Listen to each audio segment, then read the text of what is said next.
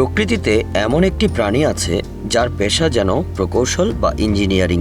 গাছ কাটে, কাঠ বয়ে নিয়ে যায় এবং জলাধার বানায়, তাও আবার এমনভাবে যা প্রকৃতির গতিপথই পাল্টে দিতে পারে। চেনেন তাকে? হ্যাঁ, সে হলো বিভার, প্রকৃতির এক নীরব নির্মাতা। বিভার হলো একটি মাঝারি আকৃতির স্তন্যপায়ী প্রাণী। পৃথিবীতে প্রধানত দুইটি প্রজাতি আছে, আমেরিকান বিভার এবং ইউরেশিয়ান বিভার। দুটোই জলাশয়ের ধারে বাস করে এবং পৃথিবীর অন্যতম দক্ষ প্রাণী প্রকৌশলী হিসেবে পরিচিত। বিভাররা সাধারণত নদী, পুকুর বা হ্রদের ধারে বসবাস করে। তারা এককভাবে নয়, পরিবার নিয়ে থাকে। একটা পরিবারে বাবা, মা এবং তাদের কয়েক বছরের সন্তানেরা মিলেই গড়ে তোলে ছোট্ট একটি সমাজ। এদের শরীর লম্বা, লেজ চ্যাপ্টা, দাঁত বড় এবং ধারালো, আর এই দাঁত দিয়েই শুরু হয় প্রকৌশল।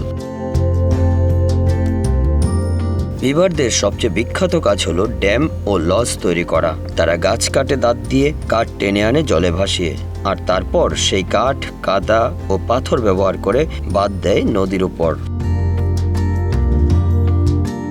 এই ড্যাম বানিয়ে তারা পানি আটকে ছোট জলাধার তৈরি করে, যাতে পানির গভীরতা বাড়ে। এতে তারা নিরাপদ থাকে শত্রু এবং শুষ্ক মৌসুম থেকে।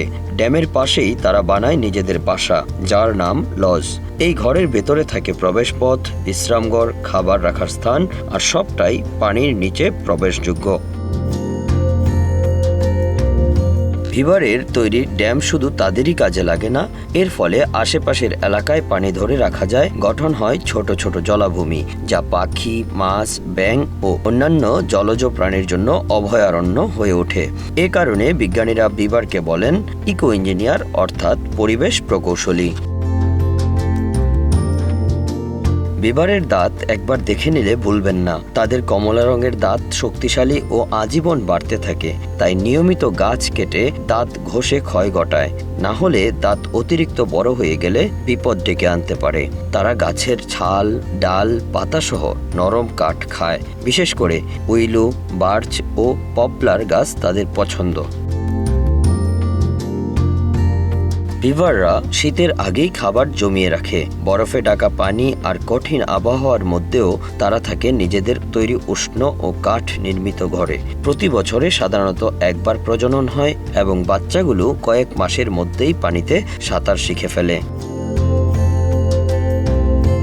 একসময় অতিরিক্ত শিকার ও চামড়ার জন্য বিভার প্রায় বিলুপ্ত হতে বসেছিল, তবে এখন অনেক দেশই তাদের সংরক্ষিত প্রাণী হিসেবে ঘোষণা করেছে। আজ তারা আবার ফিরে এসেছে অনেক অঞ্চলে। তাদের এই ফিরে আসা মানেই জীববৈচিত্র্যের পুনর্জন্ম। একটা প্রাণী কোনো যন্ত্র ছাড়াই নদীর গতিপথ বদলে দেয়, বাসা বানায়, গাছ কেটে, জলাভূমি রক্ষা করে এবং সমাজে একসাথে বাঁচে। এজন্য প্রকৃতির এক স্থপতি। বিভার আমাদের শেখায় দৃঢ় ইচ্ছা ও ছোট্ট প্রচেষ্টায় বদলে ফেলা যায় পুরো পরিবেশ। Bangla affairs news desk.